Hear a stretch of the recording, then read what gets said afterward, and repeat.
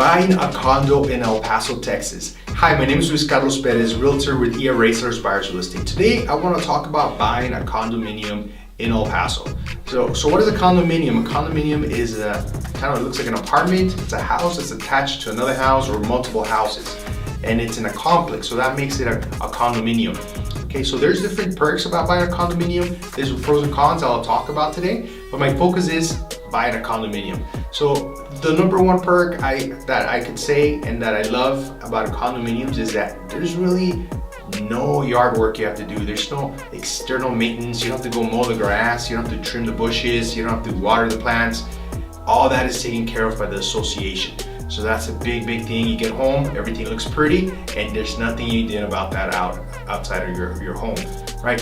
Secondly, another perk, a lot of the apartment or condominiums, they have amenities like tennis courts, maybe a clubhouse, a pool. The summers are hot, so having a pool is really nice. So those are some of the perks that you have in a condominium that might not be available in a house, right? So for this though, all these items are things that you get with the condominium. Sometimes security, if that's important to you, but some of these come at a cost. There's HOA fees, homeowners association fees, that are part of your monthly payments on a condominium. So if you add everything up, it might be worth it, but it's just something to consider.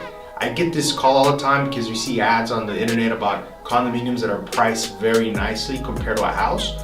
And yeah, that is true. An apartment or a condominium will probably be less expensive than a house, just advertised. But once you add up the condo fees or the HOA fees, it might be about the same price. So it's not necessarily a thing that you're saving money because you're buying a condominium. You might just be getting all the perks of not having to do a lot of the work. Some of the maintenance is done. Usually the stuff that contains your apartment, like air conditioner, internal things are included.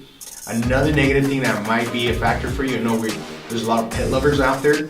A lot of these complexes have, or compounds have, the restrictions on pets, the type of pets you can have, or like your dogs, how big a dog can be, like weight restrictions. So that might limit on the amount of dogs or the type of dog you might have in an apartment. Also, a little negative thing if you have pets is that there's no space for them to be out when you're at work or not home. But those are things to consider. If you have pets, don't put them in a little closet all day, right?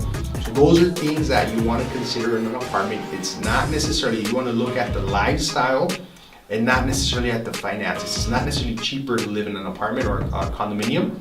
It's pretty hard to a similar priced home. It's just more convenient and more practical. So that's my take on condos. If you have any more questions, you could always reach out to me.